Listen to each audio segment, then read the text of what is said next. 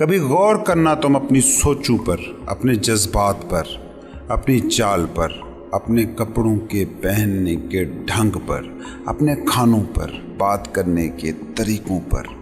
یہ سارے کاپی ہوتے ہیں۔ کچھ سیکھا ہے اور اسے کیے جا رہے ہیں۔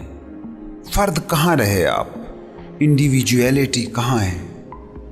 میں یہ بات نہیں کر رہا کہ ہیومن ماڈلنگ نہیں کرنی چاہیے، نہیں ہونی چاہیے۔ میرا پوائنٹ صرف یہ ہے کہ انڈیویجویلٹی کہاں ہے، اور اس کو دوسری نظر سے بھی دیکھنا، کیونکہ چیزوں کو سمجھنے کا سب سے بہترین طریقہ ایک ہے کہ اس کے اپوزٹس کو بھی سامنے رکھ کر سوچا جائے۔ تم اپنے سماج کے طرز پر اٹھتے، بیٹھتے، بولتے، سوچتے، پہنتے، کھاتے ہو، مگر پھر بھی تم میں ایک باطنی احساس موجود ہوتا ہے کہ تم ان سب سے مختلف ہو۔ انسان کو پتہ ہے فرد کیوں کہا جاتا ہے؟ صرف اس وجہ سے کہ ہر انسان میں دوسرے انسان سے بے شمار مشابہتوں کے باوجود ایک پوائنٹ موجود ہوتا ہے جو جانتا ہے کہ وہ مختلف ہے، جو جانتا ہے کہ وہ انڈیویجول ہے، جو اس انڈیویجول کو جانتا ہے، جسے ہر دم اس انفرادیت کا احساس ہے، وہ ہے کانشیسلی زندہ۔ ایسے شخص کا پھر چاہے چلنا پھرنا، بول چال، کھانا پہناوا، سب کچھ بھی سماج کے مطابق ہو تو وہ پھر بھی فرد ہے، وہ پھر بھی ذی روح ہے، وہ پھر بھی انڈیویجول ہے۔ ایک شخص صبح اخبار پڑھ لے اور سارا دن لوگوں سے انہیں اخبار کی پڑھی خبروں کے بارے میں بات کرتا رہے تو کیا خیال ہے کہ وہ خود بول رہا ہے؟ نہیں، وہ دوسروں کی بات بول رہا ہے۔ کبھی تم نے سوچا کہ سارا دن جو تم بولتے رہتے ہو یا سوشل میڈیا پر یہ سارا دن جو ڈیبیٹس چلتی رہتی ہیں، وہ باتیں تمہاری ہیں؟ یہ انکانشیس لیونگ ہے، بے ہوشی کا جینا۔ تم نے کبھی غور کیا کہ تم چلتے تک نہیں ہو اپنی طرح، سوچتے بھی ہو تو مستعار سوچیں؟ کبھی اپنے جذبات پر غور کیا ہے؟ وہی طرز کے جذبات ہیں جو تمہارے ارد گرد موجود تھے۔ اگر تم اپنے ایکشن ہو، اگر تم اپنے تھاٹس ہو، اگر تم اپنے جذبات ہو، اگر تم اپنا رہن سہن ہو، چال چلن ہو، تہذیب تمدن ہو، تو غور سے دیکھنا تم انڈیویجول ہو ہی نہیں، بس ایک فوٹو کاپی ہو، ایک رپورٹ جو معاشرے کی فیکٹری میں تیار ہوا ہے معاشرے کو سرو کرنے کے لیے۔ اس سب میں تمہارا اپنا ہے کیا؟ کبھی کسی مولوی کو غور سے دیکھا ہے؟ وہ قرآن پڑھ لیتا ہے اور ساری زندگی اس کو سمجھے بنا پڑھتا اور سناتا رہتا ہے، کبھی غور ہی نہیں کرتا کہ اس میں میرا تو کچھ بھی نہیں۔ شاید اسی المیہ کی طرف علامہ اقبال کا یہ شعر اشارہ کرتا ہے: تیرے ضمیر پہ جب تک نہ ہو نزول کتاب، گرہ کو شاہ نہ راضی نہ صاحب کشاف۔ تمہارا بولنا، تمہارا سوچنا، سونا اٹھنا سب سیکھا ہوا ہے۔ سوچو، اگر تم اس گھر میں نہ پیدا ہوتے جس گھر میں تم ہوئے، اس معاشرے میں نہ ہوتے جس معاشرے میں تم ہو، ارد گرد تمہارے لوگ نہ ہوتے، کسی جنگل میں اکیلے پلنے بڑھنے پر مجبور ہوتے، تو خود کو کیا کہتے؟ بات یہ نہیں کہ سیکھا ہوا بولا سوچا غلط ہے، یا اس طرز سے سوچنا بولنا فیل کرنا نہ کیا جائے جس طرز پر گھر، فیملی یا معاشرہ سوچتا بولتا اور فیل کرتا ہے۔ سوال بس اتنا ہے کہ تم جسے تم کہتے ہو وہ کیا ہے؟ کیا بس یہی سیکھا بولا سنا سوچا؟ وہ سب کے جو تمہارا ہے ہی نہیں، وہ سب جو تم نے چوری کیا ہے، وہ سب جو تم نے مستعار لیا ہے، یہ سب نہ ہو اور پھر بھی تم ہو تو تمہارا بولا، تمہارا کیا، تمہاری سوچیں سب خوبصورت ہوں گی، زندگی سے بھری ہوں گی، چاہے یہ سب مستعار ہی کیوں نہ ہوں۔ بس بات ایک ہے کہ وہ بچ جانا چاہیے جو سیکھے سے پہلے ہے، وہ جس نے سیکھنا شروع کیا تھا۔ سیکھتے ہوئے جب سیکھنے والا غائب ہو جاتا ہے تو تم رہتے ہی نہیں ہو، بس تم وہ سیکھ رہ جاتے ہو۔ جس طرح روبوٹ فیکٹری میں ایک ہی پروگرام کے ساتھ ایک ہی جیسے بنا دیے جاتے ہیں، ویسے ہی تم ایک طرح سے ہوتے جاتے ہو، اپنی انفرادیت کھوتے جاتے ہو۔ ایسی زندگی پیسفل کبھی نہیں ہو سکتی۔ کیوں؟ کیونکہ وہ جو تم میں تم ہے، جس پر تم نے تھاٹس کی، سیکھے کی دھند طاری کر رکھی ہے، وہ ہر وقت ہی بے چین رہے گا۔ تمہاری انڈیویجویلٹی اپنے اظہار کا مطالبہ کرتی ہی رہے گی۔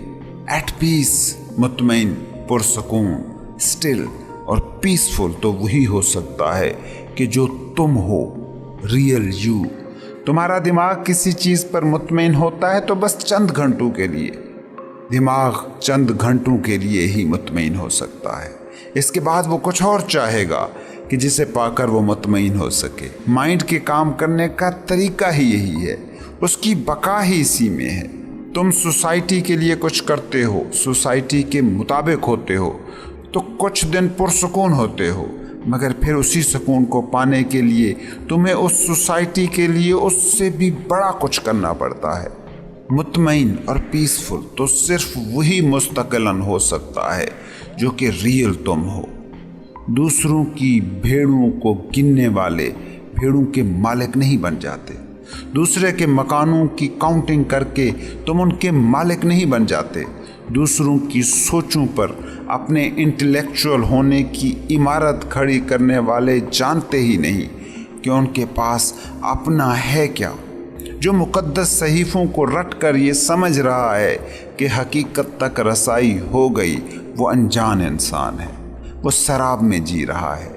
یہ سراب وہ زنگ ہیں کہ جو آپ کی زندگی کے لوہے کو نگل سکتے ہیں اور نگل رہے ہیں۔ جس دن تمہارے اندر یہ سوال اٹھ گیا کہ جو کچھ میرے پاس ہے، وہ سب جسے میں اپنا کہہ رہا ہوں، کیا وہ میرا ہے بھی کہ نہیں؟ ایک بار یہ سوال اگر تم خود سے پوچھ بیٹھے تو اپنی اصلی دولت کو پانے تک تمہارا سفر رکے گا نہیں، کیونکہ جب تم میں یہ سوال پیدا ہو جاتا ہے تو پھر تم بیدار ہو جاتے ہو۔ پھر جب تم ہنسو گے تو اس کے بعد یہ بھی سوچو گے کہ یہ جو ابھی میں ہنسا تھا، یہ ہنسی میں نے کس کے ہونٹوں سے سیکھی ہے؟ یہ جو ابھی میں رویا تھا، یہ جو ابھی میں نے غصہ کیا تھا، یہ جو ابھی میں اس سے لڑا تھا، یہ جو ابھی میں نے فلاں سے اس کا فرقہ مختلف ہونے پر اس سے نفرت کی تھی، یہ جو ابھی میں نے فلاں کو سیاسی مخالف ہونے کی بنیاد پر گالی دی تھی، یہ سب میرا سیکھا ہوا ہے، یہ میرا اپنا نہیں ہے، یہ اس معاشرے سے، اس ماحول سے چرایا ہوا ہے۔ جس دن تم میں یہ سوال پیدا ہو گیا کہ تم کیا ہو، تمہارا کیا ہے، اس دن تم اس زندگی کے ڈرامے کے سمجھنے والے بننا شروع ہو جاؤ گے۔ جس دن یہ سوال تم اٹھاتے ہو، تم اپنی انفرادیت کو پانا شروع ہو جاتے ہو۔ دنیا کو سیاست دانوں کی نظر سے نہ دیکھو جو انسانوں کو نہیں، ووٹوں کو دیکھتے ہیں۔ دنیا کو بیوروکریٹس کی نظروں سے دیکھنا ترک کرو، جنہیں انسان نہیں یس سر کہنے والے پرزے درکار ہوتے ہیں۔ جس دن اس دنیا میں اپنے ڈھنگ سے ہنسنے والے، اپنے طرز سے رونے والے، اپنے رنگ سے سوچنے والے لوگ بڑی تعداد میں ہو گئے، یہ دنیا ہی تمہیں جنت لگے گی، یہ دنیا تمہیں زندہ لگے گی، یہ دنیا تمہیں ناچتی ہوئی لگے گی۔ تم نے کبھی غور کیا کہ جنگل کے حسن اور پارک کے حسن میں کیا فرق ہوتا ہے؟ پارک ایک جیسے پھولوں سے، ایک جیسی تراش خراش والے پودوں سے جتنے بھی سجے سنورے ہوں، کبھی جنگل کے حسن کا مقابلہ نہیں کر پائیں گے۔ کیوں؟ کیونکہ جنگل میں ہر ذی روح کی انڈیویجویلٹی ہے، ہر رنگ، ہر خوشبو اپنے ڈھنگ سے ہے، ہر پودا، ہر جانور زندہ ہے۔ پارک میں وہی پودے ہیں، وہی جانور ہیں، وہی پھول، وہی رنگ ہیں، مگر پارک کی انتظامیہ کے ڈھنگ پر ہیں، مالی کے تھاٹس کے طرز پر ہیں۔ کبھی سوچا ہے تم نے کہ پارک کو 1 سال تک کوئی دیکھ بھال کرنے والا نہ ملے، کوئی تراش خراش کرنے والا نہ ملے، مالی میسر نہ آئے تو پارک انسانوں کے سیر کی تو کجا، انسانوں کے جانے کے لیے بھی موزوں جگہ نہیں رہیں گے۔ مگر جنگل کی دیکھ بھال کبھی کوئی نہیں کرتا۔ جتنی اس کی دیکھ بھال نہ کی جائے اتنا جنگل حسین اور خوبصورت ہوتا جاتا ہے۔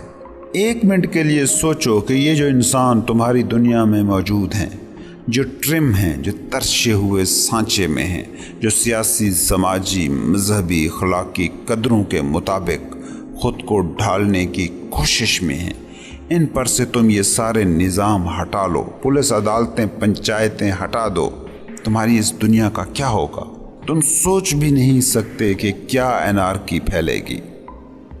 تم یوں سمجھو کہ یہ کائنات ایک محل ہے جس کی لاکھوں کھڑکیاں ہیں۔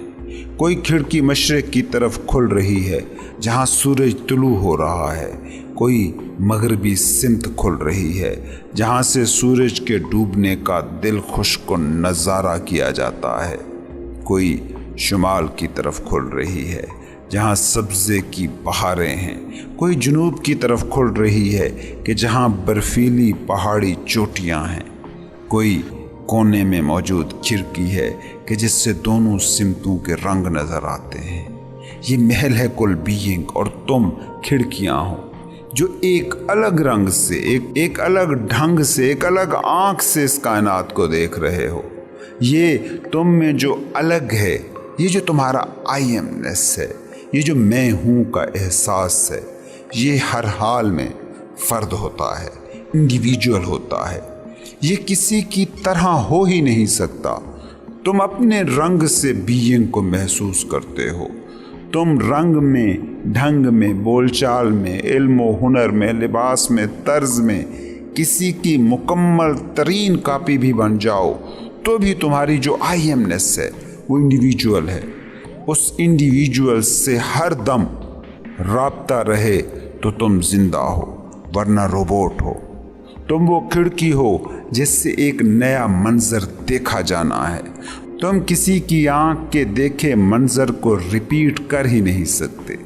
تمہارا انائی وجود چاہے جتنا بھی لوگوں کی کاپیاں کرتا رہے، لوگوں جیسا بننے کی کوشش کرتا رہے، مگر تمہارے اندر کوئی مقام ہے جو جانتا ہے کہ وہ یونیک ہے، وہ الگ ہے، وہ فرد ہے۔